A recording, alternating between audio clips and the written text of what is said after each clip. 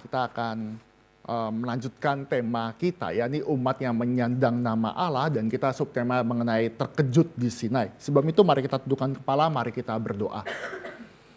Allah Bapa kami yang bertata dalam kerajaan surga, kami menyerahkan waktu PA ini dalam pimpinanmu. Kiranya Tuhan memberkati hamba-Mu dan memberkati kami semua yang mendengarkan kebenaran firman Tuhan. Biarlah kami melihat segala sesuatu dalam perspektif anugerah Tuhan yang memberikan kami kasih karunia di dalam Kristus Yesus, sehingga kami pun layak menyandang nama Engkau dan kami boleh melakukannya di dalam kehidupan kami sehari-hari. Berkatilah kami, hadirlah di tengah-tengah kami dan nyatakanlah kehendak-Mu. Di dalam nama Tuhan Yesus kami berdoa. Amin. Bapak Ibu, ini kita bicara tentang Sinai ya. Ini saya overview saja di dalam pertemuan minggu lalu. Sinai mendapat tempat yang menyandang nama Allah. Ini overview, ini ada 3 bagian yang saya jelaskan di dalam pengantar kita masuk ke dalam subtema kedua. Yang pertama, Sinai menjadi titik perubahan. Karena Bapak Ibu melihat di dalam Sinai ini terjadi titik balik. Orang-orang Israel itu budak. Setelah dia lepas dari perbudakan di Mesir, mereka tiba di Sinai. Dan di saat itulah Tuhan mengubah hidup daripada orang-orang Israel. Dalam minggu yang lalu saya sudah menceritakan bagaimana orang-orang Israel itu diorganisasikan oleh Tuhan. Bagaimana perkemahan mereka, tempat mereka berbaris, tempat mereka pergi meninggalkan mengembara. Mereka semua diatur oleh Tuhan. Yehuda sebagai orang yang paling depan, lalu diikuti oleh rombongan-rombongan yang lain. Semua diatur dengan indah. Lalu di dalam poin kedua saya menceritakan ada state of liminality. Ini dikatakan sebagai ambang batas. Saya memberikan overview, ini seperti daun pintu Bapak Ibu. Apa maksudnya ambang batas atau liminalitas ini? Ini Bapak Ibu ketika kita masuk ke dalam gereja ini. Ketika masuk dalam gereja pasti kita melewati satu pintu kaca. Itu adalah titik transisi Bapak Ibu dari parkiran menuju tempat gereja. Tetapi liminalitas itu atau ambang batas itu tempat di mana Bapak Ibu harus lewati. Walaupun singkat, tetapi tempat itu di antara parkiran, di antara gedung gereja. Di dalam hidup kita sebagai umat percaya juga mengalami fase tersebut. Jangankan umat percaya, di dalam sosiologi juga menjelaskan kepada kita ada yang namanya fenomena-fenomena yang terjadi. Contoh minggu lalu saya sudah jelaskan bagaimana fase remaja. Zaman dulu, remaja itu bukan sebagai masa yang penting. Tetapi sekarang edukasi, pembelajaran makin berkembang bahwa masa transisi dari anak-anak menuju dewasa itu adalah masa remaja, dan itu masa yang penuh kesempatan, masa bagaimana orang-orang itu dibentuk. Anak-anak dibentuk menjadi seorang yang dewasa. Maka kalau di dalam remaja ya, Bapak Ibu yang punya remaja kadang-kadang suka ada pembicaraan seperti ini. Kan saya sudah besar Papa Mama. Saya sudah besar, jangan atur-atur. Tapi ketika terjadi masalah, biasanya langsung bilang, kan saya masih kecil, tolong dong bantu saya. Nah ini terjadi di dalam state of liminality. State di mana setiap orang akan mengalami yang namanya state seperti ini. Contoh ya Bapak Ibu, ini sebagai tesis statement, Bapak Ibu mesti mengerti. Contoh Bapak Ibu saya tanyakan juga di minggu lalu. Bapak Ibu beli cincin kawin itu ketika menikah atau sebelum menikah? Sebelum menikah, tapi cincin kawin itu pasti dibeli sebelum menikah. Tapi apakah berarti Bapak Ibu sudah menikah? Belum. Tapi itu adalah fase di mana itu beranjak dari yang namanya bujang, seorang calon, menjadi seorang yang namanya diberkati, menjadi satu keluarga yang diberkati Tuhan. Itu state yang harus dilewati setiap orang. Setiap orang mengalami fase-fase demikian.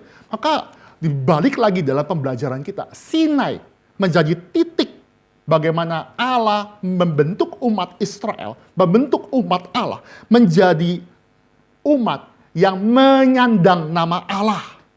Umat yang diproses Tuhan selama 40 tahun Bapak Ibu. 40 tahun.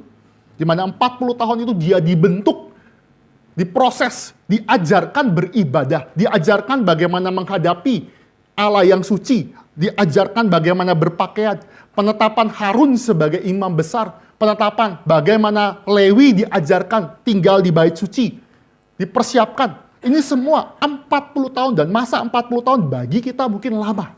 Tetapi bagi Tuhan itu adalah waktu yang tepat.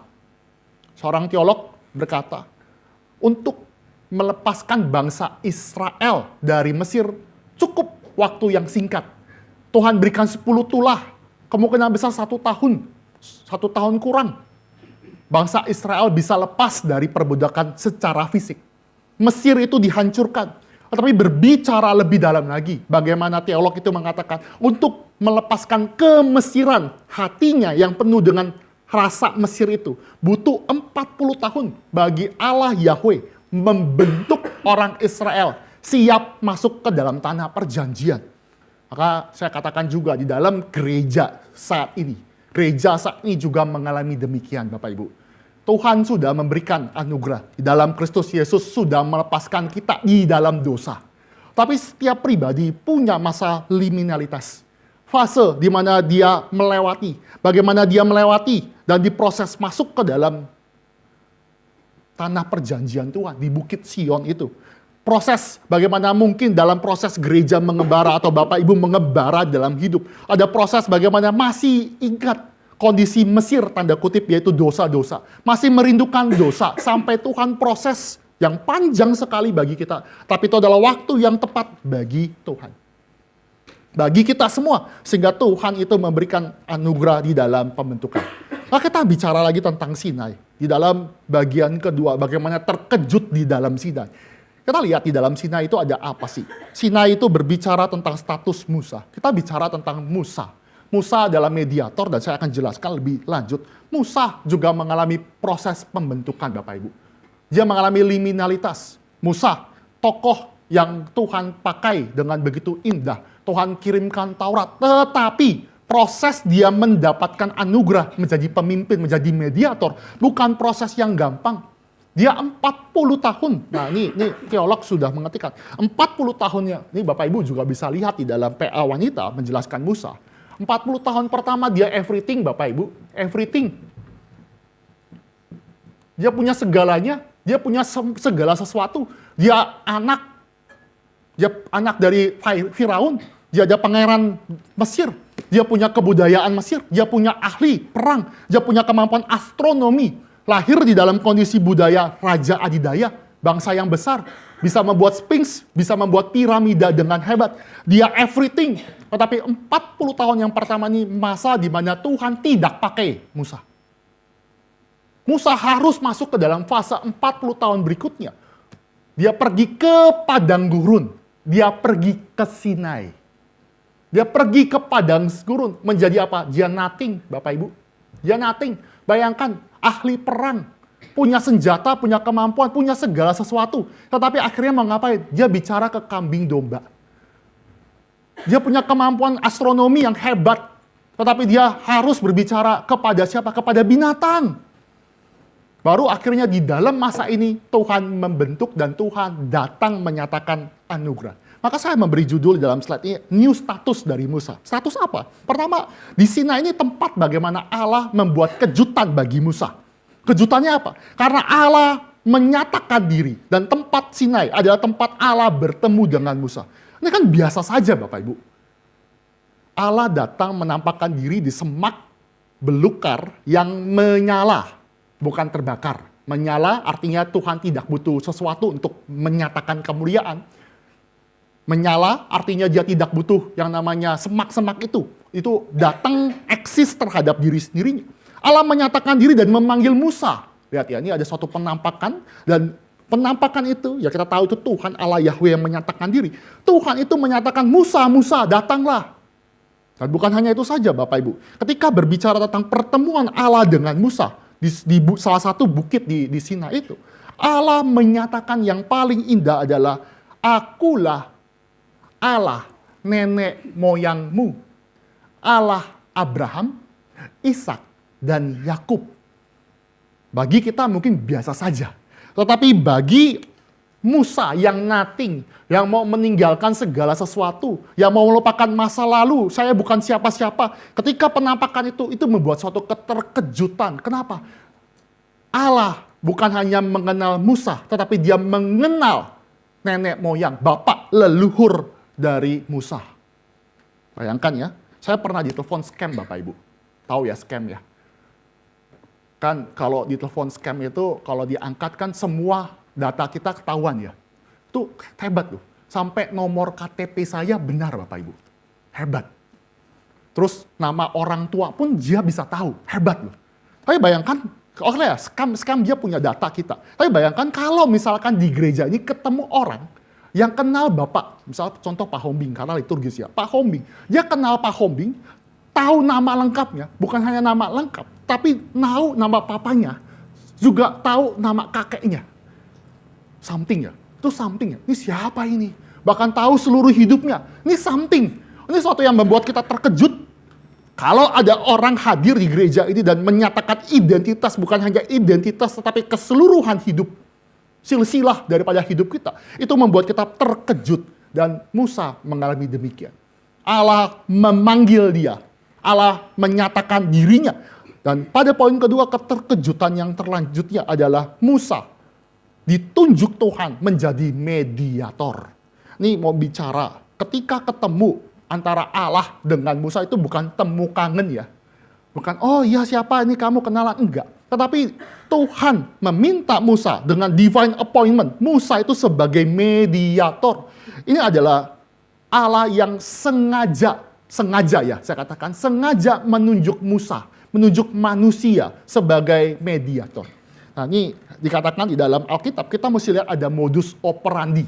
Nah, modus ya, ini modus operandi, maksudnya apa sih? Operandi ini modus yang sering terjadi ketika Bapak Ibu baca Alkitab. Ada pola-pola yang berulang, dan pola-pola ini sering terjadi ketika Bapak Ibu membaca Alkitab. Secara saksama dengan teologis, secara teologis juga. Contoh Bapak Ibu, Tuhan itu menciptakan segala sesuatu. Tuhan ciptakan segala sesuatu, tetapi dia menyisakan Taman Eden buat manusia. Taman Eden itu diberikan kepada manusia, dan manusia itu dijadikan mediator, dijadikan rekan sekerja Tuhan. Untuk apa? Untuk memperluas Taman Eden. Jadi ini bumi diciptakan Bapak Ibu. Kejadian pasal 1, pasal 2. Dia berikan Tuhan itu namanya Taman Eden. Tetapi Adam diberikan kuasa untuk mengelola taman itu, dan taman itu ditujukan untuk beranak cucu supaya Taman Eden ini semakin besar. Semakin besar. Secara logika Bapak Ibu, Tuhan bisa nggak langsung bikin Taman Eden jadi besar? Bisa lah aja Tuhan ya. Dia bisa. Bapak Ibu percayalah, dia bisa. Tetapi dia punya modus operandi. Dia pakai Adam dan Hawa untuk beranak cucu, mengusahakan taman, supaya setiap bumi ini, setiap ini, penuh dengan kemuliaan Tuhan. Lihat ya, ini misi Allah. Misi Allah selalu mengajak manusia. Walaupun Allah bisa melakukan sendiri. Contoh lagi ya, modus operandi yang Bapak Ibu, ini dari creation. Kita coba di dalam perjanjian baru. Perjanjian baru setidaknya ada 2 contoh Bapak Ibu. Pertama adalah Stefanus. Bapak Ibu lihat ada seorang diaken bernama Filipus. Filipus itu gara-gara terjadi penganiayaan di Yerusalem, Filipus itu mengungsi ke Samaria. Di Samaria itu dia memberitakan firman Tuhan, dan akhirnya satu kota Samaria itu bertobat. Lihat ya, ini diaken. Diaken bukan rasul, diaken. Dia pergi dan akhirnya satu kota. Wih keren ya. Bayangkan kalau misalkan satu Cikarang itu tobat gara-gara dia. Ini pendeta terkenal. Betul ya Bapak Ibu? Terkenal loh, gara-gara ini tobat. Tetapi yang menariknya adalah ketika perikop selanjutnya di dalam Kisah Para Rasul, ternyata Filipus itu diutus oleh malaikat untuk pergi ke suatu jalan yang sunyi. Ke jalur Gaza. Nah, ini diutus. Pergi ke jalur Gaza, dan Bapak Ibu tahu ceritanya dia ketemu siapa? Dia ketemu satu orang doang, lihat, pembicara besar, cuma ketemu satu orang doang. Dan dia ketemu dengan orang yang secara background, secara budaya berbeda. Orang Ethiopia. Dia sida-sida. Kemungkinan besar dia punya budaya berbeda, dia punya badan sida-sida itu. Berarti itu, Bapak Ibu, sida-sida itu penjaga permaisuri. Penjaga permaisuri pasti badannya besar. Dan dia nggak bisa datang ke rumah Allah, karena sida-sida itu bukan kemungkinan besar. Dipastikan dia dipotong buah pelirinya. Kenapa? Karena mencegah selingkuh permaisuri, maka dipotong. Dan di dalam Alkitab dikatakan orang yang dipotong buah pelirinya tidak boleh masuk ke dalam bait suci. Maka dia orang yang kaya, dia bisa beli gulungan kitab Yesaya. Dia bawa pulang nggak ngerti. Tapi malaikat suruh utus si Filipus ini, pengkhotbah besar dari Samaria, untuk mengabarkan Injil. Logika Bapak Ibu. Malaikat bisa aja mempertobatkan langsung, betul ya? Malaikat bisa aja mempertobatkan si sida-sida ini. Dan mubazir loh. Si Filipus tuh pergi capek-capek untuk yang namanya ketemu satu orang, mubazir. Tetapi modus operandi Tuhan tuh selalu sama. Tuhan pakai Adam di dalam creation, tapi Adam gagal. Tuhan tidak. Ya sudah ganti rencana, enggak. Modusnya tetap sama. Dia pakai di dalam pengabaran Injil. Mempertobatkan orang yang berbeda. Sida-sida itu. Dengan melalui manusia. Lihat ya. Bukan berarti Allah tidak bisa pakai orang lain. Tetapi dalam arti Allah ini adalah Allah yang berdaulat. Dan dia sengaja modus operandinya mengajak manusia berbagian. Contoh yang kedua ya Bapak Ibu. Kalau baca Alkitab juga kita mesti sama. Yang kedua di dalam Kisah Para Rasul juga. Bapak Ibu, kisah Cornelius. Oke ya, Cornelius dan Petrus ya. Bapak Ibu tahu cerita ini? Di mana di dalam Kisah Para Rasul pasal 10 seingat saya, Petrus itu mendapatkan penglihatan. Dia penglihatan, kamu makan yang haram. Terus Petrus bilang, nggak mau. 3 kali, akhirnya Tuhan mengatakan, nanti akan ada 3 orang yang datang kepada kamu, kamu ikut dia. Ternyata dalam cerita, kalau Bapak Ibu dalam pembacaan Alkitab, ya, Cornelius ini adalah orang bukan Yahudi. Tetapi adalah orang yang takut akan Tuhan. Jadi di dalam Kisah Para Rasul itu, Kisah Para Rasul saya singkat aja, itu ada 2 jenis orang. Orang Yahudi, tapi juga ada God-fearer, orang yang takut akan Tuhan. God-fear ya, fear. Ini adalah orang yang bukan Yahudi, tetapi ikut budaya Yahudi. Nangkap ya? Dia adalah orang yang tahu Allah Yahweh, tapi karena dia bukan bloodline-nya orang Yahudi, dia nggak bisa masuk ke dalam bait suci. Maka dia hanya mengikuti dari jauh saja. Walaupun dia sudah dikatakan orang percaya juga. Nah, Cornelius ini adalah orang yang ini, orang di kategori orang bukan non-Yahudi, bukan Yahudi, maaf. Dia adalah orang yang takut sama Tuhan, dan ternyata malaikat sudah mengatakan kepada Cornelius bahwa sedekahmu, segala kebaikanmu sudah diperhitungkan. Artinya malaikat sudah memberikan pertobatan. Artinya malaikat tuh sudah terima semua. Tapi mengapa kalau di dalam Kisah Para Rasul ternyata Tuhan pakai Petrus untuk membaptis mereka? Padahal jelas Cornelius dengan mudah, dengan gampang itu sudah menjadi orang percaya. Nggak butuh Petrus. Petrus nggak perlu jauh-jauh ke Yope. Maka sekali lagi, modus operandi daripada Tuhan selalu seperti itu. Maka di dalam balik lagi dalam konteks Kisah Keluaran, Musa itu dipakai menjadi mediator.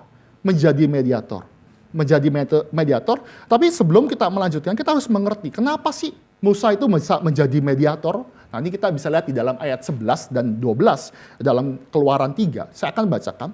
Ketika percakapan itu mulai terjadi, Musa itu bertanya kepada Allah, siapakah aku ini? Dia tanya, siapakah aku ini? Maka aku yang akan menghadap Firaun dan membawa orang Israel keluar dari Mesir. Ayat 12, jawaban dari Tuhan itu bukan mengatakan kamu tuh something, kamu tuh hebat, kamu tuh keren, kamu punya kemampuan militer. Tapi jawaban Tuhan, bukankah aku? Fokusnya bukan kepada Musa, tapi fokusnya bukankah Allah? Bahwa bukankah aku sendiri akan menyertai engkau? Jadi walaupun Tuhan ajak mediator, tapi mediator itu bukan sesuatu yang dikatakan layak, bukan sesuatu yang hebat. Tapi Musa itu karena Allah lah yang menyertai. Dan penyertaan Allah itu jauh lebih penting. Ini saya katakan ini penyertaan Tuhan, ini penting ya Bapak Ibu. Karena apa? Karena zaman kuno, itu zaman dewa-dewa itu, Allah itu teritori. Allah tuh nggak bisa menyertai di segala tempat. Allah gunung hanya mampu di gunung. Allah yang ada di Israel hanya berfungsi di daerah Israel saja. Atau Allah yang namanya Allah Mesir itu berkuasa di Mesir. Tidak punya Allah dengan konsep Allah yang berdaulat di segala tempat. Maka pernyataan aku akan menyertai kamu menyatakan suatu keterkejutan di Sinai. Bahwa Allah yang disembah oleh Abraham, Ishak, dan Yakub yang disembah oleh Israel adalah Allah yang melampaui zaman itu. Lihat ya. Ketiga, Sinai juga tempat Allah menyatakan namanya. Nama aku adalah aku. Ini poin ketiga, bicara tentang aku adalah aku. Ini adalah nama Allah, nama covenant ya, yang kita kenal YHWH, Yahweh. Dikatakan, di tengah percakapan itu Allah menyatakan diri. Dan ini adalah perkataan yang sangat indah, percakapan ini sangat indah, karena Allah menyatakan nama secara personal. Mengapa itu menjadi hal yang mengejutkan Musa? Kenapa? Karena pada zaman itu, dewa antar dewa itu saling berperangan, politeistik. Dan untuk dewa itu menguasai dewa yang lain, dewa itu harus tahu nama ilahi, nama personal dari dewa yang dilawannya. Dan di dalam mitologi Mesir kuno, tentu Musa tahu mitologi ini, itu ada yang namanya legenda Isis ya, sama Ra. Itu bertempur, selalu bertempur terus. Bapak Ibu bisa ya mungkin search AI saja paling gampang, nggak perlu cari literatur. Tetapi di dalam bagian ini saling saling menguasai. Bagaimana cara memenangkan? Ra harus tahu nama Isis, nama personalnya. Demikian sebaliknya, Isis harus tahu nama personal dari Dewa Ra. Singkat cerita, Isis yang menang, Ra kalah. Tapi mau bicara, Musa tahu kalau misalkan Allah Yahweh memberikan nama secara personal, kemungkinan besar Allah Yahweh itu bukan Allah yang sejati. Tapi ketika dia berani mengatakan, aku adalah aku yang self-existent. Aku adalah Allah yang berdaulat atas segala sesuatu. Mau mengatakan Allah ini melampaui budaya dari budaya Mesir, budaya Adidaya. Ini membuat suatu keterkejutan di Sinai. Dan ini mengubah hidup dari Musa. Hebat ya, Tuhan mengubah masa yang singkat. Tapi kita akan belajar lagi, lebih mengkerucut bagaimana Allah mengubah orang Israel di Sinai. Slide berikutnya adalah new status dari Israel. Status apa sih? Keterkejutan terjadi, Bapak Ibu. Ini bicara ketika bangsa Israel sudah lepas dari perbudakan, mereka berbondong-bondong, mereka pergi, dan mereka pergi itu ke Gunung Sinai kira-kira 3 bulan. Bapak Ibu bisa lihat di Keluaran pasal 19. Bapak Ibu bisa lihat sedikit Keluaran 19.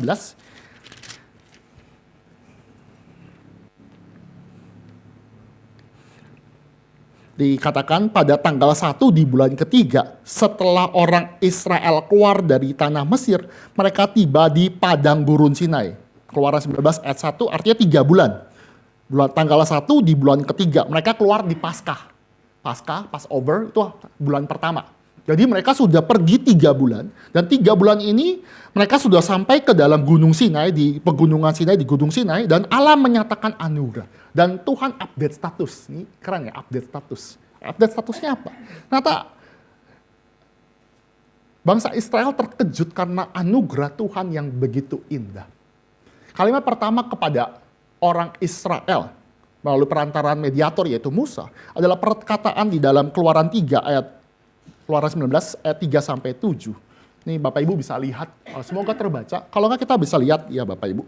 Kita baca bergantian saja ya. Saya ayat 3, Bapak Ibu ayat 4, demikian kita lanjutkan sampai ke ayat ke-7 biar kelihatan konteksnya. Walaupun di slide sudah ada. Saya baca, lalu Musa naik menghadap Allah dan Tuhan berseru dari gunung itu kepadanya. Beginilah aku katakan kepada keturunan Yakub dan kau beritakan kepada orang Israel. Ayat 4, Bapak Ibu.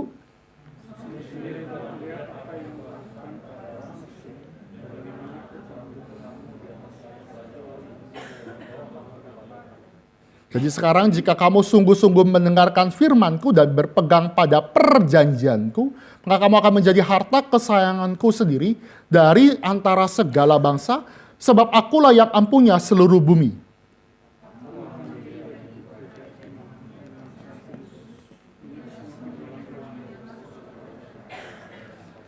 Nah, ayat ke-7, ini kan pembicaraan Allah Yahweh kepada Musa dan Musa teruskan. Maka kita lihat konteksnya. Lalu datanglah Musa dan memanggil para tua-tua bangsa itu dan membawa ke depan mereka segala firman yang diperintahkan Tuhan kepadanya. Ini adalah bicara tentang anugerah, Bapak Ibu. Kenapa saya katakan tentang anugerah? Karena kalimat pertama Allah kepada umat Allah Itu adalah kalimat penuh dengan belas kasihan. Bapak Ibu, kalau ada anak yang nakal ya, dan pasti terjadi, pasti perkataan kita, kenapa sih kamu? Kenapa sih begini? Pasti kita penuh caci maki, kita pasti penuh dengan emosi. Tapi Allah menyatakan anugerahnya. Anugerahnya bagaimana? Bagaimana dia menjelaskan, Bapak Ibu bisa dilihat dalam slide, saya sudah kasih 4 poin anugerah Tuhan. Dan bagaimana Allah memberikan perjanjian itu juga anugerah. Yang pertama, dikatakan kamu sendiri telah melihat apa yang kulakukan terhadap orang Mesir. Ini membicarakan secara militer. Secara militer. Allah Yahweh menang total terhadap Mesir. Allah orang Mesir dihancurkan. Di bumi hanguskan. Dan Allah sendirilah yang membebaskan orang Israel. Hanya Allah sendiri, bukan Allah lain. Bukan Allah Yahweh itu kolaborasi, enggak. Allah sendirilah yang memporak-porandakan. Itu anugerah. Yang kedua, bicara poin kedua, aku telah mendukung kamu di atas sayap Raja Wali dan membawa kamu kepadaku. Ini membicarakan Raja Wali ya, menudungi sayap Raja Wali. Ini membicarakan Allah mengasihi orang Israel di padang gurun. Bapak Ibu, sebelum sampai ke dalam yang namanya padang gurun Sinai ya, dan terutama masuk ke dalam gunung Sinai, Bapak Ibu, kalau baca dari Keluaran ya, Keluaran sebelum sampai Keluaran 19, orang Israel setelah keluar dari Mesir, mereka menggerutu berkali-kali. Nggak ada makanan, dia teriak-teriak. Akhirnya Tuhan berikan mana. Mereka nggak punya daging, gila ya. Daging, dia request loh. Request Bapak Ibu, request makan daging. Anak saya request, kalau makanan cuma ada segini, dia request kadang-kadang saya emosi Bapak Ibu. Request McD di tengah-tengah malam. Emang sih ada sih. Cuma kan bisa emosi, apalagi pulang pelayanan. Request dia. Nah, tapi Tuhan baik ya, penuh dengan belas kasihan. Dia kasih burung puyuh. Nggak ada air, airnya pahit, Tuhan berikan air. Komplit. Artinya apa? Tuhan menudungi. Memberikan seperti sayap Raja Wali yang membawa kamu mendapat belas kasihan di tengah-tengah padang gurun. Bapak Ibu, padang gurun tidak mungkin ada kehidupan. Padang gurun nggak mungkin kita bisa bertahan hidup. Nggak mungkin. Tetapi karena Allah menyertai dan menudungi orang Israel seperti sayap Raja Wali, maka orang Israel bisa sampai ke Gunung Sinai. Yang ketiga berbicara tentang bagaimana Allah memberikan perjanjian. Jika kamu sungguh-sungguh mendengarkan firman-Ku dan berpegang pada perjanjian-Ku, kamu akan menjadi harta kesayanganku. Nanti saya akan highlight harta kesayanganku di dalam slide berikutnya. Tapi saya memberitahukan bahwa Allah itu mengikatkan perjanjian kepada manusia yang dia tahu manusia tidak bisa obey 100%. Dia mengikatkan atas nama dirinya. Allah perjanjian. Maka kita perlu ya mengetahui Allah tuh menyatakan diri dalam perjanjian. Maka Alkitab kita selalu dimulai dengan perjanjian lama dan perjanjian baru. Kenapa? Karena Allah kita adalah Allah perjanjian dan perjanjian itu adalah anugerah. Bapak Ibu kalau janji orang kepada orang yang selalu bikin masalah, Bapak Ibu tentu nggak mau ya. Atau mau? Ini gini, Bapak Ibu mau nggak kasih pinjam 100.000 kepada orang yang nggak bisa bayar? Kalau mau ya bolehlah saya pinjam. Pasti kan Bapak Ibu nggak mungkin memberikan perjanjian atau memberikan hutang, memberikan uang kepada orang yang tidak mungkin bisa bayar, dan orang itu potensi nggak mungkin bisa bayar. Kita nggak mungkin berjanji dan kita akan marah. Tapi Allah itu adalah Allah yang berjanji, dan Allah sendiri tahu bahwa Israel tidak bisa menepati janjinya. Tahu dari mana Bapak Ibu? Belum lewat dari kitab Keluaran, orang Israel melakukan dosa besar. Dosa apa? Dia bikin anak lembu emas. Baru dikasih hukum, baru dikasih perintah jangan buat Allah lain. Jangan menyembah. Baru dikasih perintah, baru dikasih anugerah, tetapi langsung melakukan dosa. Keempat, kamu akan menjadi bagiku kerajaan iman dan bangsa yang kudus. Nah ini mau bicara tentang imamat yang rajani, artinya Allah Yahweh itu memilih orang Israel menjadi duta, menjadi ambasador, sebagai ambasador di antara bangsa-bangsa yang lain. Maka ini janji Abraham itu kan, engkau akan menjadi berkat bagi segala bangsa, maka orang Israel sebagai keturunan Abraham melanjutkan janji berkat Abraham. Maka orang-orang Israel harusnya tidak boleh eksklusif. Nanti saya akan bahas eksklusif, tidak boleh eksklusif. Malah dia harusnya membagikan kepada orang-orang sekitar. Bagaimana Allah harus dinyatakan karena menyandang nama Tuhan. Bagaimana orang Israel itu hidup kudus, hidup sebagai kerajaan iman, ya imamat rajani. Oke ya, ini mengenai anugerah. Lalu anugerah berikutnya adalah yang kedua, ya, keterkejutannya itu menjadi segulo. Ini saya sudah highlight ya, harta kesayanganku. Maka kamu akan menjadi harta kesayanganku sendiri dari antara segala bangsa. Sebab akulah yang empunya seluruh bumi. Bapak Ibu, ini kata ini muncul 8 kali dalam perjanjian lama. 2 kali di dalam Tawarik Chronicles dan juga Pengkhotbah, itu mengacu kepada harta raja. Tapi 6 kali mengacu kepada Israel sebagai harta kesayangan Allah Yahweh. Bapak Ibu bisa lihat di dalam Keluaran tadi, ulangan 7, ulangan 14, ulangan 26, Mazmur dan juga Maleaki. Ini mau menciptakan apa sih? Kata ini adalah kata segulo, itu adalah kata private. Ada antara barang-barang, hanya ada satu barang kesayangan yang indah, yang dijaga, yang dikhususkan oleh raja-raja. Dan konteksnya adalah Allah Yahweh. Ini kepunyaan yang indah. Bayangkan nih budak dapat menjadi status yang baru sebagai yang dikasihi. Anak saya Tania, kalau Bapak Ibu lihat ya, dia punya kebiasaan yang berbeda dengan Thea. Kalau Thea punya barang banyak, ditinggalin. Kalau Tania enggak. Dia punya barang banyak. Bahkan Bapak Ibu bisa lihat dia bawa kalung banyak. Masuk kalung, pakai gelang-gelang, apalah semua pernak-pernik dipakai. Sampai aja kalungnya itu kayak rapper. Banyak banget, manik-manik. Saya bilang ngapain? Pernah dia naik tangga itu pun juga, dia bawa semua barang-barangnya itu sampai naik tangga itu susah. Dia bilang ini ngapain dipegangin terus. Itu harta kesayangan. Pernah dia, ya memang bedanya anak kecil suka ganti-ganti harta kesayangan. Benda kesayangannya ganti-ganti. Itu kali dia pernah suka yang namanya kayak jepit rambut. Walaupun dia nggak punya rambut Bapak Ibu.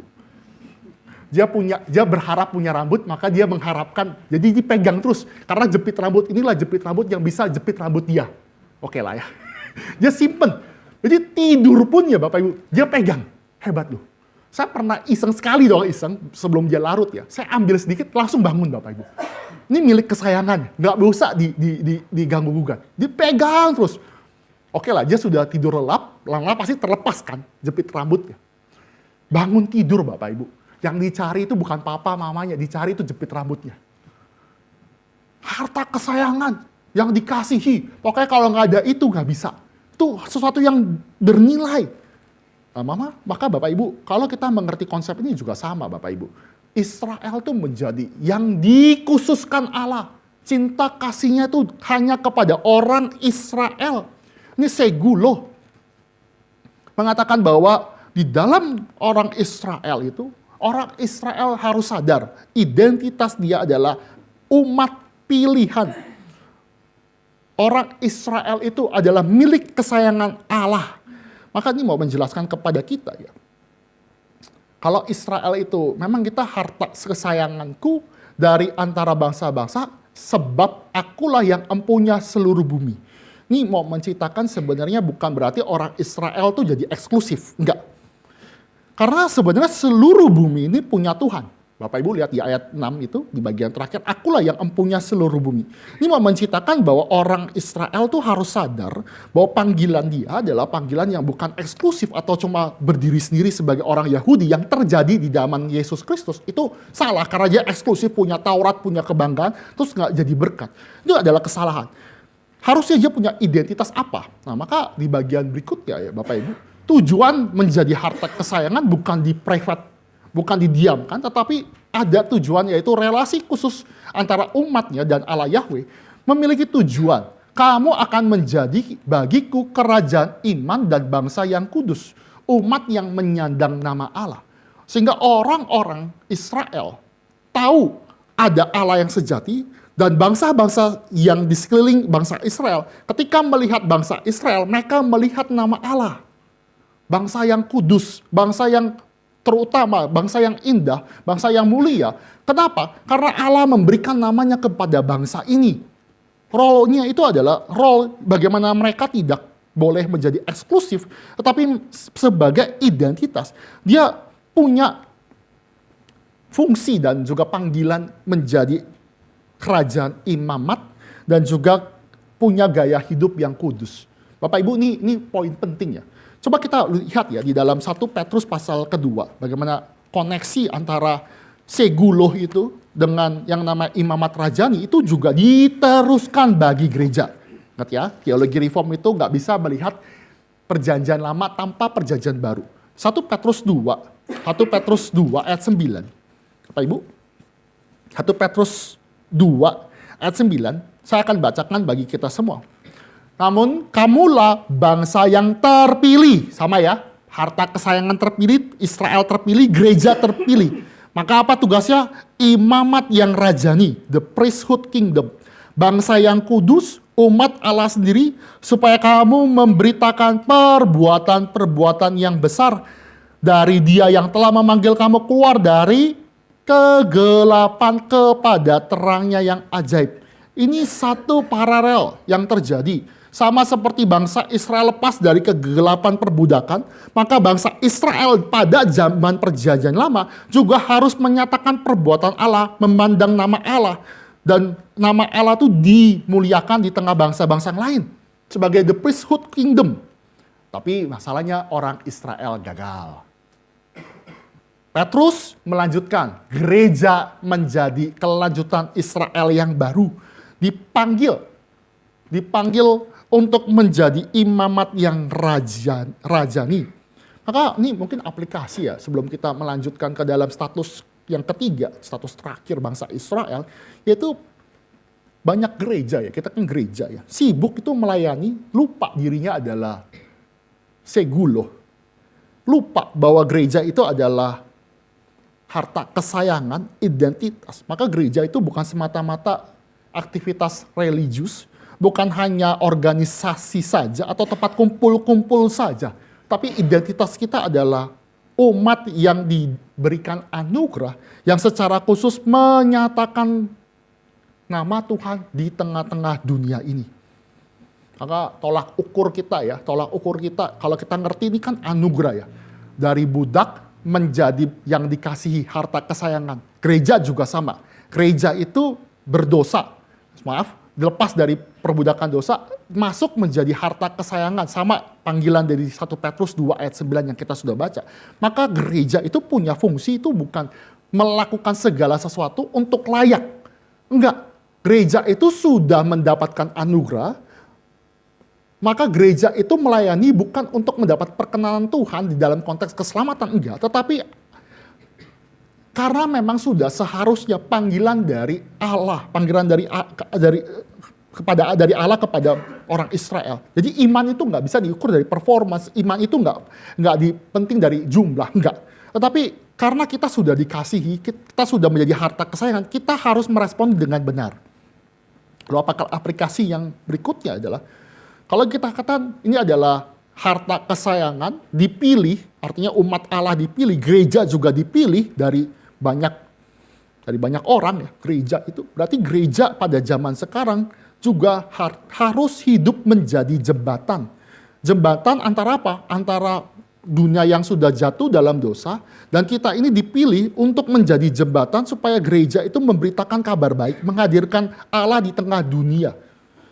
Tapi ini sebenarnya segulo itu menjadi panggilan yang berat loh Bapak Ibu, berat. Kenapa berat? Karena bukan jadi kebanggaan-kebanggaan saja, tetapi itu menjadi harta yang harus menjadi mercusuar, teladan, bukan prototipe ya, mungkin the excellent example dari semuanya, bahwa inilah bangsa yang dipilih Tuhan. Gereja tuh harus demikian. Nah ini juga kita lihat ya, gereja juga yang sejati ya, gereja yang sejati nggak pernah bilang gereja ini yang paling benar, nggak bisa. Ini kadang-kadang kita jangan salah tangkap ya. Gereja yang mendekati kebenaran kita memang berjuang. Tapi bukan berarti gereja kita ini ada selalu benar. Enggak. Saya enggak mengatakan gitu. Gereja lain yang masih memberitakan firman Tuhan. Gereja di luar Gary, maksud saya ya dalam itu. Yang masih setia kepada pemberitaan firman Tuhan dan menggali firman Tuhan dengan benar. Itu juga gereja sejati. Jadi jangan fanatisme. Wah, Gary ini menjadi satu-satunya sumber kebenaran. Itu salah. Kenapa? Karena gereja itu adalah gereja yang dipanggil secara invisible, adalah gereja yang bukan hanya terikat dalam organisasi saja, tapi umat Allah yang dipilih, diselamatkan, dan dia menjadi harta kesayangan untuk memberitakan menjadi bangsa yang kudus. Begitu ya, mengatakan dalam hal ini. Tapi permasalahannya nih konteks ya, kata segulo ya, ini kita, karena saya di RSC itu baru khotbah Maleaki ya Bapak Ibu. Bapak Ibu bisa lihat Maleaki pasal 3 ya. Kata segulo muncul juga di dalam Maleaki 3. Maleaki 3 ayat 17. Kita baca bergantian saja biar tahu konteks ya. Maleaki 3 ayat 16 sampai 18 sampai akhir. Maleaki 3 ayat 16 sampai 18, saya 16, Bapak Ibu 17, 18 kembali ke saya. Maleaki 3 ayat 16 sampai 18, orang-orang yang takut akan Tuhan lalu berbicara satu kepada yang lain. Tuhan memperhatikan dan mendengarnya. Sebab kitab peringatan ditulis di hadapannya bagi orang-orang yang takut akan Tuhan dan bagi mereka yang menghormati namanya. Ayat 17.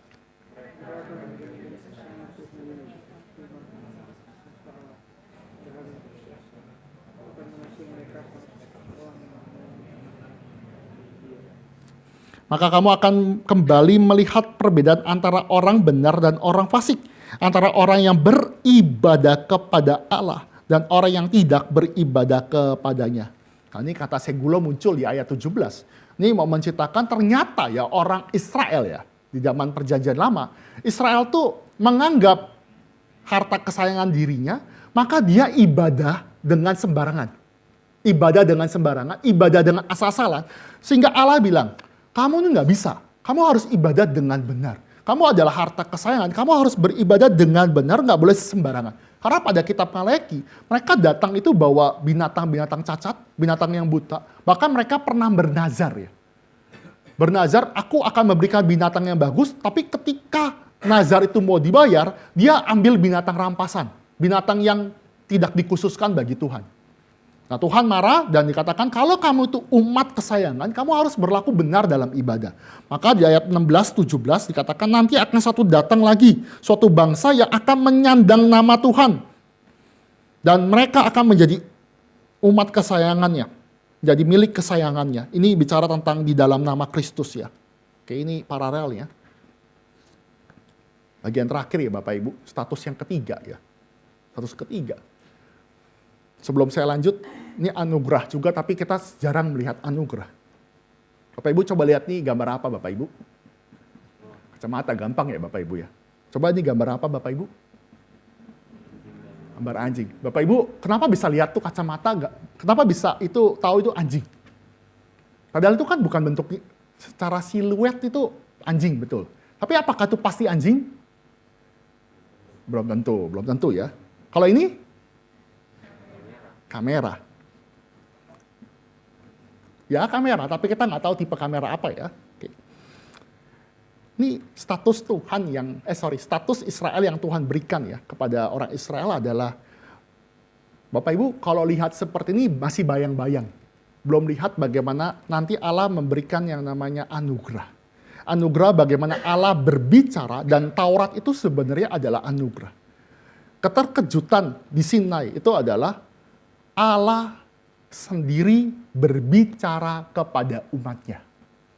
Di dalam budaya Timur Tengah kuno, zaman kuno, budaya itu sulit mengenal Allah mereka.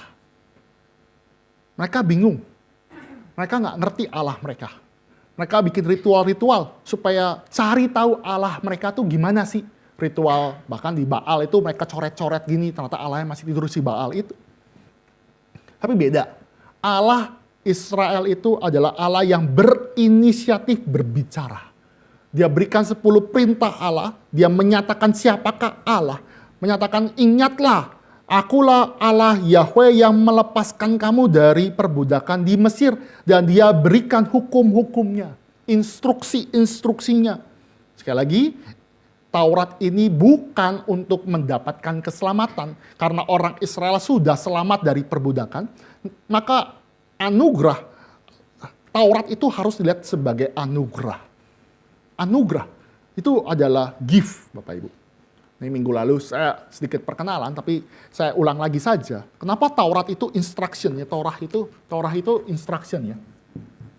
Torah itu emang artinya law, tapi bisa juga instruction. Instruksi itu pengarahan, petunjuk, Bapak Ibu. Contoh ya, misalkan Bapak Ibu, di dalam rumah itu pasti ada aturan. Anak saya suka main kompor, Bapak Ibu. Bayangkan kalau anak umur 6 tahun dan 3 tahun tuh bersama-sama menyalakan kompor seenak jidat. Yang terjadi adalah kebakaran, Bapak Ibu. Maka sebagai orang tua yang benar dan bijak harus bikin aturan. Apakah aturan tersebut memberatkan mereka? Bisa jadi dalam perspektif mereka. Tapi aturan itu justru anugerah. Contoh ya Bapak Ibu ini sedikit buka kartu ya. Ini. Anak saya yang kedua itu lebih galak dari anak pertama. Anak kedua saya lebih galak. Ya memang karakter berbeda-beda ya. Anak kedua saya tuh suka rebut-rebut mainan. Jadi ketika, biasalah anak kan suka berebut-rebutan ya. Ketika si Thea anak pertama saya pegang sesuatu, anak kedua pengen ikut-ikutan. Terus kalau si Thea sudah lepas mainannya, dia cari mainan lain, anak kedua ikut-ikutan. Biasa begitu. Sama, anak pertama juga sama. Kalau si Tania pegang sesuatu, anak pertama juga. Tapi yang lebih galak itu kedua. Dia bisa cakar, bisa oke lah ya. Bisa melakukan itu. Maka kadang-kadang perlu parenting VOC, Bapak Ibu. VOC. Nggak bisa. Kamu kenapa? Kamu nggak bisa. Kalau kamu mau pengen ambil barang cici atau sebaliknya, kamu harus punya kata pinjam. Kamu harus pinjam dulu. Pinjam. Kamu harus pinjam dan orang tersebut yang pegang barang itu harus izinkan. Kalau nggak kamu tunggu. Tunggu 5 menit minimal. Baru 5 menit. Saya hitungin Bapak Ibu 5 menit. Kalau nggak pakai timer stopwatch 5 menit. Kenapa saya lakukan itu? Aturan itu bagi Thea dan Tania itu memberatkan. Paling gampang kan tinggal rebut. Tapi bayangkan kalau saya tidak memberikan aturan itu di rumah. Dan itu berlaku di playground Bapak Ibu. Di playground di banyak ada anak-anak lain. Dan si Tania itu melakukan tindakan yang tercelah. Responnya apa? Dia bisa dibalas, bisa dipukul, bisa dibalas ya. Di apapun lah itu. Dan dia lebih celaka. Maka aturan saya di rumah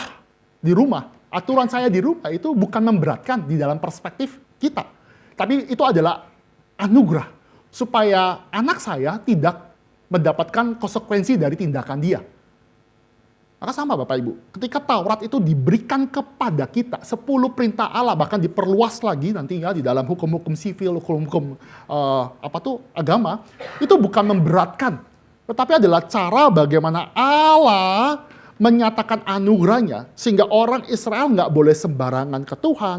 Bagaimana orang Israel sebagai komunitas umat percaya saling menghargai. Pak Ibu ini kan isu ya, isu jambret tuh tiba-tiba dapat keren juga ya. Kalau hukum Taurat Musa itu dipakai loh. Orang yang jambret itu kalau bela diri itu nggak ngaruh. Tapi beda dengan bela diri ketika malam hari ya, beda ya. Malam hari dan siang hari ada perbedaan. Kalau siang hari dan memang dia itu ada kesengajaan membunuh, ya orang yang melakukan tindakan pembunuhan itu dilakukan dijerat. Tapi kalau memang dia dalam self defense itu oke. Artinya apa? Dia membicarakan umat Allah di tanah perjanjian tinggal di dalam satu komunitas yang sama, kenal Allah Yahweh. Allah memberikan perintah atau instruction supaya mereka hidup harmonis, saling mengasihi satu sama lain. Indah. Jadi ini ada suatu hal yang indah yang Tuhan berikan bagi kita. Allah berinisiatif bicara, Allah berikan anugerah, Allah berikan yang namanya, ini saya masuk ke poin kedua ya. Tadi saya udah baca ya tadi, bahwa Taurat itu menjaga komunitas yang dibebaskan, lepas dari perbudakan, sama gereja itu berikan aturan-aturan supaya kita saling mengasihi Allah Yahweh. Kita adalah family-nya Tuhan ya. Oke. Mak terkejut yang berikutnya adalah Allah itu bicara dan terus bicara Bapak Ibu. Ini waktu di Pelsis Spring Garden saya bawakan ini juga. Bapak Ibu tahu barang ini Pak? Apakah ini? Tahu ya, mayoritas tahu. Tapi anak-anak SD, anak-anak SMP, bahkan yang kuliah tuh nggak tahu. Ini pager. Bayangkan kalau kita masih komunikasi pakai pager. Bapak Ibu, kalau kita balik lagi ke zaman pager, emosi nggak? Mungkin emosi. Kenapa? Lama banget. Ini nggak bisa video call, nggak bisa segala cepat. Ini tunggu sinyal. Bahkan pager tuh ada batasnya. Saya ingat ya, di dalam salah satu operator tuh ada batas SMS Bapak Ibu. SMS itu short kan, itu ada batas karakter. Dia ingat gak berapa? Maksimal tuh 160 karakter, bener gak sih? Kalau lebih dari 160 karakter itu bayar lagi. Maka zaman saya SMA itu sengaja bikin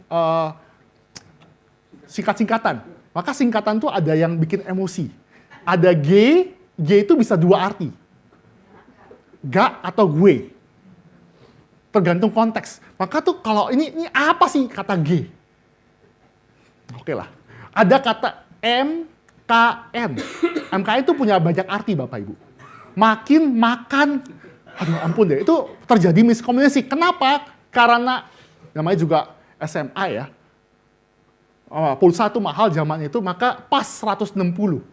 Dan potensi miskomunikasi besar, ya kan?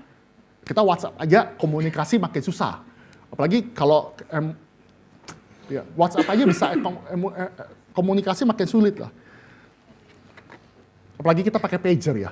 Tapi bersyukur ya kita zaman sekarang smartphone ya bisa pakai video call makin bagus. Mungkin zaman berikutnya bisa pakai hologram, kita nggak tahu, makin keren, makin bagus. Tapi saya mau bicara justru di dalam perspektif Allah berbicara dan Allah terus berbicara itu justru anugerah. Kenapa? Karena ada progressive revelation.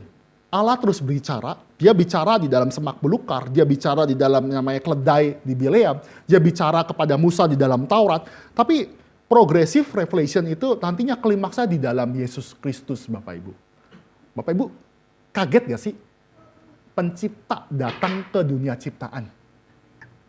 Nggak kaget ya? Bapak Ibu nonton film Dracin gak?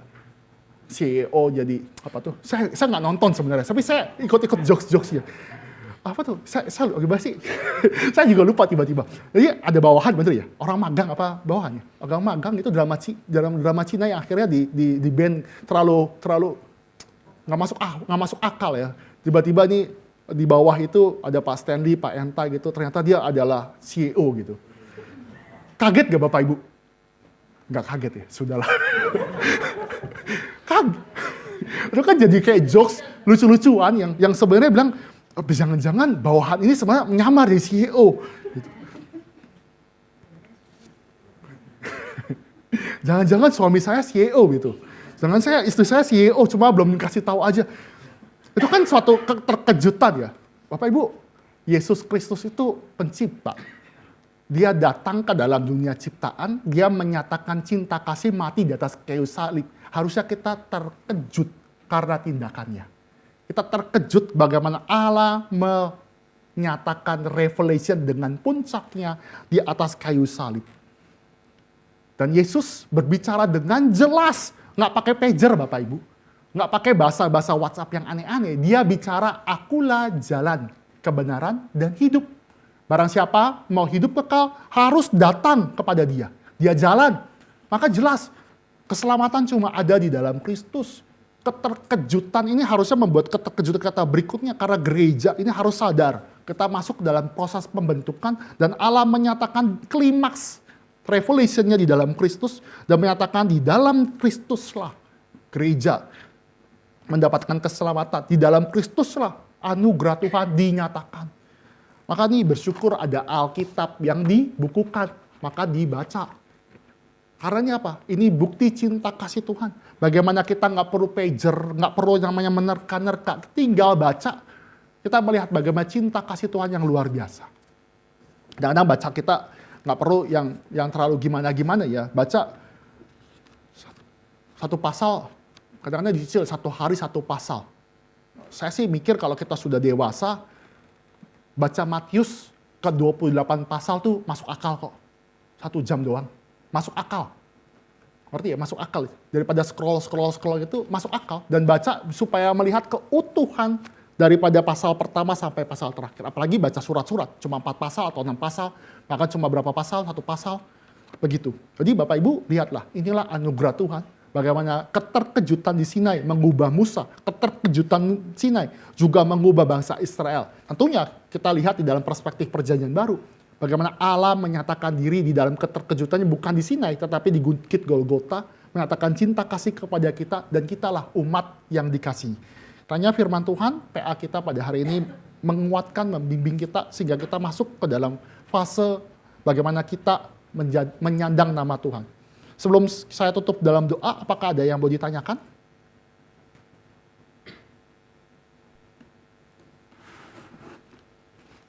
Ada yang mau didiskusikan?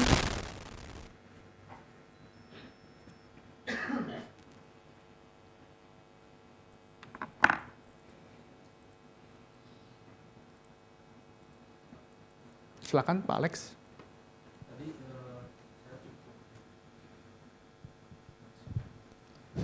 Saya tadi cukup tertarik dengan istilah segulo itu, Pak. Saya coba searching juga dan memang maknanya itu cukup dalam ya. Jadi ada kepemilikan secara eksklusif, ya. Kemudian ada memberikan istilah sebagai sesuatu yang bernilai, bahkan mungkin nggak bisa, agak susah untuk digambarkan ya. Tapi yang jelas kepemilikan eksklusif dalam konteks Allah sendiri yang mengklaim itu kan sesuatu yang amazing lah, luar biasa. Nah cuman pertanyaannya adalah ketika konteks di mana bangsa Israel keluar dari Mesir juga tidak lama setelah itu kan juga memberontak begitu. Dan bahkan kalau bangsa lain menyaksikan justru kan sesuatu yang aneh begitu ya. Karena baru terima firman belum lama langsung membuat berhala begitu ya. Itu kan suatu penghinaan yang besar. Nah sebenarnya dalam konteks bangsa Israel ini disebut sebagai segulo, itu sebenarnya apakah ini adalah pernyataan karena apa? Ini suatu pernyataan karena memang secara historil, ya kan? Secara historikalnya bahwa bangsa Israel itu nenek moyangnya adalah Abraham, Ishak dan Yakub sebagai bentuk covenant lah, perjanjian. Atau di sisi lain adalah ini memang suatu hak prerogatif Allah yang mutlak, yang sifatnya itu misteri, kita nggak tahu. Kenapa sih bangsa Israel jadi segulo gitu kan? Atau ada hal lain begitu? Saya tadi coba pikir bahwa kalau konteks ini mungkin masuk ke zaman kita ya, ya kita semua pasti nggak suka sesuatu yang potensi nggak baik atau bahkan sesuatu yang jahat begitu ya, sesuatu yang kita udah bisa tahu, bisa memproyeksikan bahwa akan terjadi sesuatu yang nggak baik gitu. Itu sesuatu yang kontras. Kalau kita ya sukanya baik-baik gitu, satu yang baik benar gitu. Nah ini gimana sebenarnya memahami ini dan juga menjelaskan dalam konteks kita sekarang. Oke. Ini masuk ke dalam pemilihan ya. Kenapa memilih Adam? Kenapa Tuhan memilih Adam, memilih Israel yang bisa jatuh? Dia pilih Adam kan, gara-gara Adam kan jatuh semua. Terus Tuhan pilih Israel kok ini. Saya katakan ini ada misteri itu, ada hak prerogatif Tuhan yang memilih sebelum dunia dijadikan ya, kekekalan ya. Memilih bukan karena kita layak, bukan karena kita hebat, karena anugerah Tuhan. Tapi kenapa sih harus melalui proses jatuh dalam dosa, ada pemberontakan di Sinai, ada penyembahan berhala, ada lembu emas. Kenapa sih? Saya katakan di dalam iman ya, katakan iman itu adalah cara Allah yang Tuhan izinkan supaya kita kenal siapakah Allah. Cara Allah memperkenalkan dirinya supaya kita makin kenal siapakah Allah. Allah itu adalah Allah yang cemburu. Dia nyatakan dengan ya nggak bisa dengan menyembah berhala, menyembah yang lain. Dia marah. Dia melakukan satu kejadian-kejadian demi kejadian untuk apa? Untuk menyatakan karakter-karakter dia supaya kita mulai mengerti siapakah Allah. Contoh ya, saya cuma bisa mengutip dari Ayub ya. Ayub itu kan mengalami suatu pergumulan yang berat. Dia di bagian terakhirnya itu dia suatu kutipan yang sangat indah adalah dulu saya cuma mendengar suara siapa Allah tuh, mendengar saja. Tapi sekarang saya melihat dengan mata sendiri. Artinya apa? Dia mengalami pertumbuhan iman dengan sendirinya. Saya sih klaim saya baik kepada anak saya nggak ngerti. Tapi kalau saya jelaskan, saya bayarin uang sekolah, saya siapin les, saya siapin segalanya, dia mungkin baru mengerti. Contoh seperti itu, Mbak. Ada fase-fase seperti itu. Kalau klaim Allah baik dan Allah memberikan segala kebaikan, nggak juga lah, nggak harus, nggak seperti itu cara kerjanya. Mungkin begitu Pak Alex ya. Allah bukan salah pilih, tapi memang itu bijaksana Tuhan yang tersembunyi dan kita percaya. Memang maksud saya itu bukan ini sih, memang itu juga tidak berasumsi bahwa ada salah pilih. Itu tapi maksudnya itu bagaimana memang konteks konsep segulo di zaman itu, ya kemudian kita perhatikan dengan konsep juga. Iya. Segulo ini karena kan maknanya di dalam. Iya, ini kalau dilihat historisnya segulo itu kan sebenarnya Allah yang berjanji ya, perjanjian kan. Allah berjanji kepada Abraham kan, Abraham, Ishak dan Yakub ya, Abraham, Ishak dan Yakub, dan perjanjian ini diteruskan kepada siapa? Kepada Israel.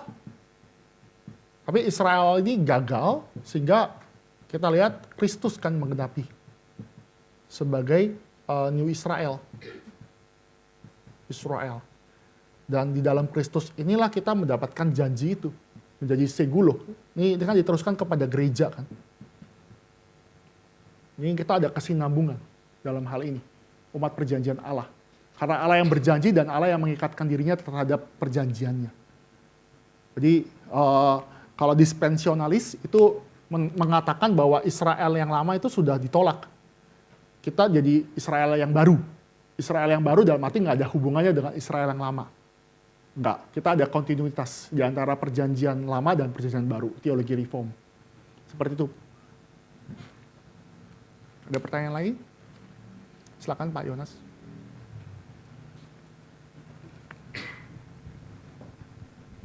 Terima kasih Pak Peter. Sebenarnya sudah disinggung yang terakhir ini, pertanyaan saya sebenarnya. Dari teman-teman kita yang kelompok dispensasionalis atau yang milenial, saya sendiri menganut amilenialism dalam eskatologinya. Nah, kaitan dengan pemilihan Allah terhadap bangsa Israel sebagai milik kepunyaan yang sepertinya istimewa, tetapi dalam pengertian kita sebagai orang amilenialism yang tidak percaya eskatologi bahwa Israel yang dulu sampai sekarang itu adalah sama, karena orang Yahudi sendiri kita juga nggak bisa mendefinisikan yang mana Yahudi mana enggak, karena ada percampuran misalnya Arab dengan ya Yahudi misalnya. Pertanyaan saya, tadi Pak Peter sudah mengatakan bahwa penggenapan janji itu dari dalam Kristus, tapi seringkali kita menjadi bingung atau kurang percaya diri batasan antara pemilihan Allah terhadap bangsa Israel itu sebagai gambaran bahwa ada umat Allah yang sebenarnya nanti seperti kita. Ini batasannya seperti apa? Misalnya, apakah memang Israel itu murni tidak lagi seperti Israel yang dulu, atau kerajaan atau bangsa Israel yang sekarang diperangi oleh bangsa Arab bukan sebenarnya bangsa yang dipilih oleh Allah, di mana raja diangkat oleh Allah sendiri dalam masa Allah sendiri memimpin kerajaan itu. Kapan semuanya Israel itu hilang sebagai bangsa Israel yang dipilih oleh Allah? Dan apakah bangsa yang sekarang ini memang 100% bukan lagi bangsa yang Israel yang dibentuk oleh Allah, yang diizinkan oleh Allah, dan tidak lagi kita akui sebagai bangsa Israel yang tertulis di dalam Alkitab. Kira-kira begitu. Oke, sebenarnya gini, kita kan melihat ada kontinuitas ya dari perjanjian lama dan perjanjian baru, itu covenant theology, dan itu kental di dalam teologi reform.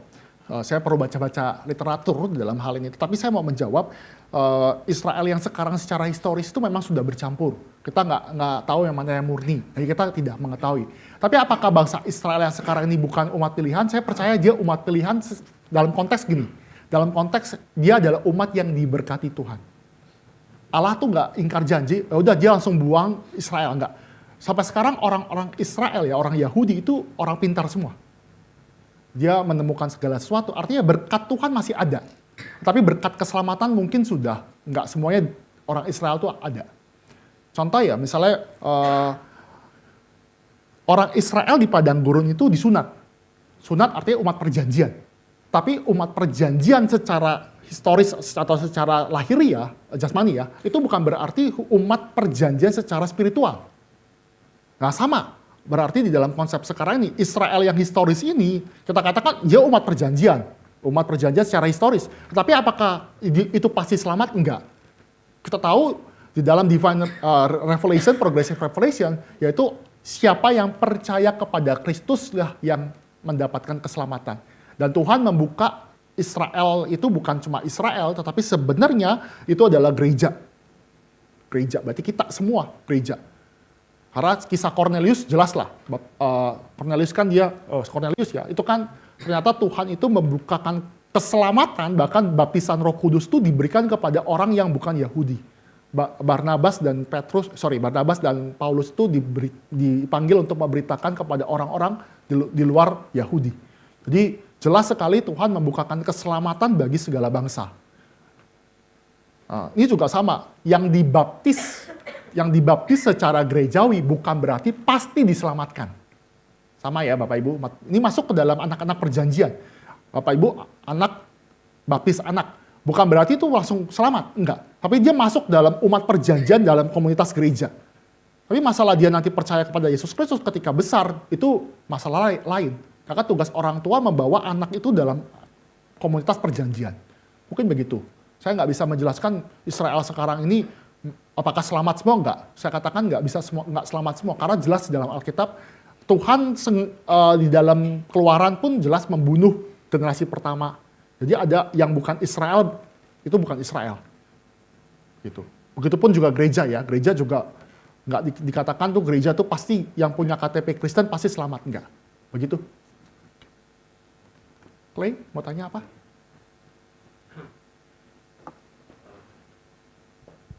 Mungkin pertanyaan saya ini lebih ke arah anak muda karena saya sebagai agensi saya melihat bahwa di generasi saya ini pekabaran Injil itu kepada anak-anak muda yang hamba-hamba Tuhannya lebih berbicara mengenai self-care, self-esteem, self-development. Jadi kayak ini sangat berbeda dengan apa yang Allah nyatakan di dalam zaman Tuhan Yesus datang dan abad pertama dan juga abad kedua dan seterusnya, waktu orang-orang yang Kristen mereka benar-benar mengarahkan hidupnya kepada Tuhan dan mereka tahu ketika mereka Kristen hidup mereka adalah milik Kristus dan hanya kepada Kristus saja. Nah tapi di dalam zaman ini lebih kepada kayak orang-orang Kristen, teman-teman saya dan beberapa dari orang-orang yang saya kenal berpikir bahwa kita pergi ke gereja itu adalah perintah dari Tuhan. Tapi itu tidak termasuk terhadap mimpi-mimpi saya, keputusan-keputusan hidup saya, dan juga arah hidup saya. Kayak I still have my own dream, I still have my own everything, so God please help me. Bukan mencari apa itu kehendak Tuhan, sama seperti apa yang terjadi di dalam perjanjian lama dan juga perjanjian baru ketika para nabi dan juga hamba-hamba Tuhan datang kepada Tuhan dan Tuhan merevelasikan mewahyukan apa yang harus mereka perbuat dan mereka akan taat kepada itu. Nah ini sebenarnya bagi saya bertanya mengenai pendapat Ko Peter sih, apakah memang Injil itu harus mengikuti zaman sama seperti orang Amerika selalu bilang bahwa Injil itu sudah tidak relevan lagi, kecuali Injil itu mendukung self-esteem saya dan saya menerima itu. Jadi pada akhirnya Injil itu diterima hanya sebagian. Dan bahkan banyak beberapa pendeta, beberapa orang yang saya juga pernah ajak diskusi selalu bilang bahwa Alkitab itu cuma truth for the Christian, not for everyone. Jadi kayak mereka bilang bahwa kebenaran setiap agama itu berbeda. Maka kekristenan itu memang kebenaran, tapi kebenaran hanya untuk kekristenan itu sendiri. Dan menurut saya di beberapa gereja yang saya dengar, orang yang setiap hari pergi ke gereja, dan ketika saya menanyakan itu, mereka kembali lagi bilang, dan mereka mempercayai tidak ada absolute truth. Jadi mereka tidak benar-benar percaya bahwa hanya Kristus saja Allah.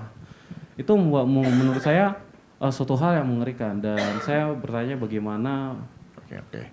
kita melihat hal ini sih sebenarnya sebagai seorang pemuda. Oke, cukup Terima panjang kasih. ya. Kalau yang jelas saya katakan kita harus ingat kita ini milik Tuhan, berarti kita berlaku sebagaimana seorang Kristen ya. Itu mesti kita ingat ya, segulo itu ya milik, identitas kita milik Tuhan.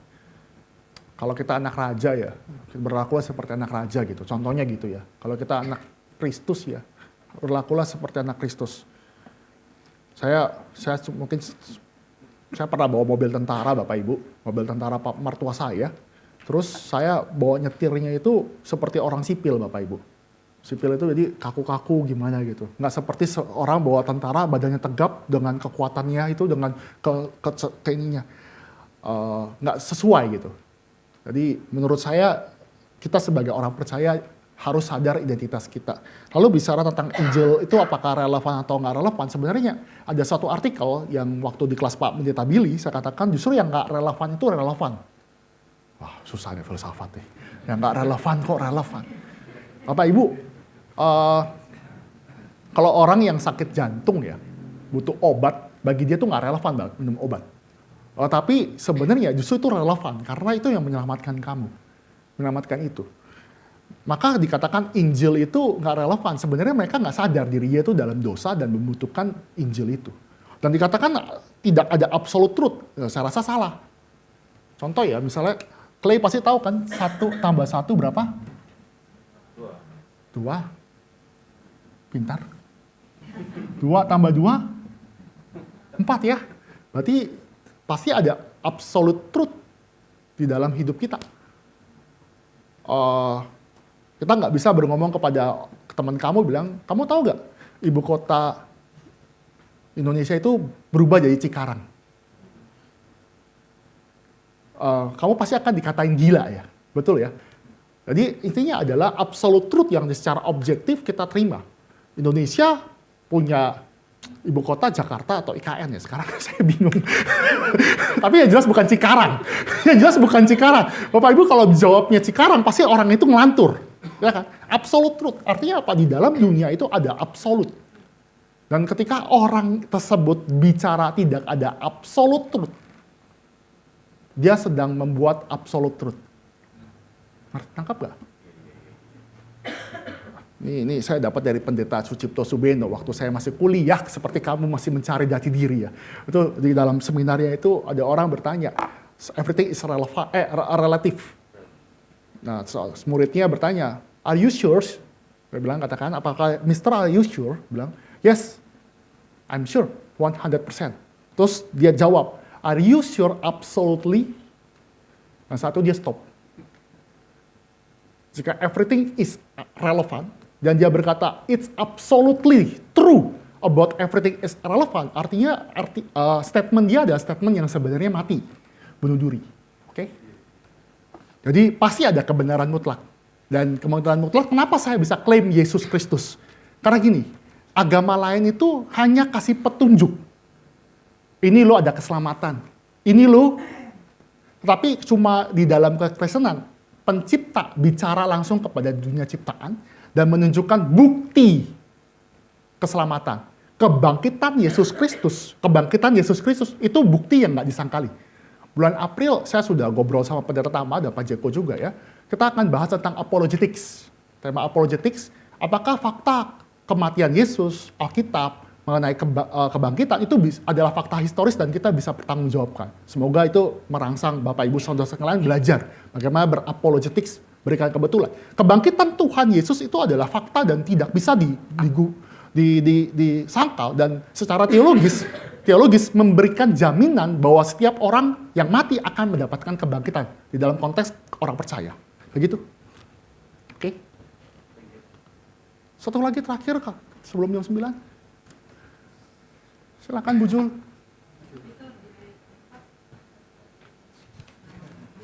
Yang Peter, itu yang di ayat keempat, Tuhan bilang seperti mereka pernah dibawa di atas Raja Wali, itu peristiwanya yang mana ya Pak?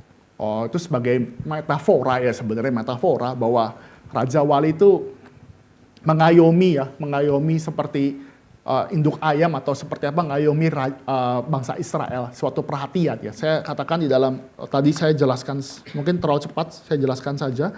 Ini membicarakan bagaimana cinta kasih Tuhan kepada orang Israel di tengah-tengah padang gurun. Jadi di padang gurun itu orang Israel tuh berontak terus, minta makan, minta air, minta daging, minta ini, tapi Tuhan tetap mengasihi dan Dia memberikan kasihnya di padang gurun, di tempat di mana nggak mungkin ada kehidupan. Kasih Allah. Maka gereja itu juga dikasihi loh. Bapak Ibu, saya sih sempat refleksi ya. Ada gereja di tengah-tengah Cikarang itu berkat gak sih Bu, Bapak Ibu? Ada gereja yang besar di RMCI ya. Gereja besar itu di tengah-tengah orang Indonesia ya, yang mayoritas Muslim itu anugerah.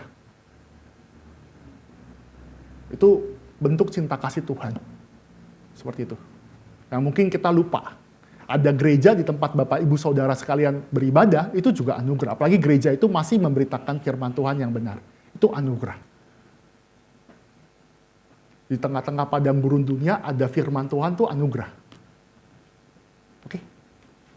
Oke lah ya, kita stop sampai sini. Mari kita tundukkan kepala, mari kita berdoa.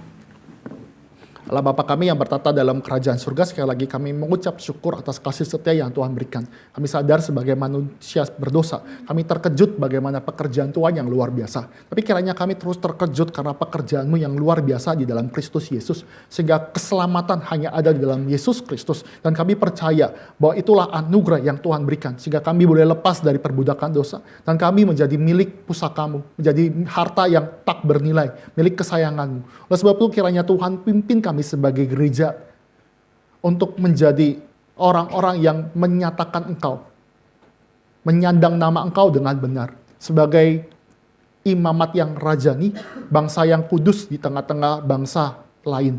Tuhan pimpinlah kami, gereja yang bukan berdiri di Pantai Gading, Menara Gading yang eksklusif, tetapi gereja yang masih memberitakan kabar baik kepada sesama kami, kepada sekitar kami dalam pekerjaan atau dalam keluarga atau bahkan di lingkungan kami. Tuhan tolonglah kami, pimpinlah kami. Kiranya Tuhan terus memberkati kami. Di dalam nama Tuhan Yesus kami berdoa. Amin.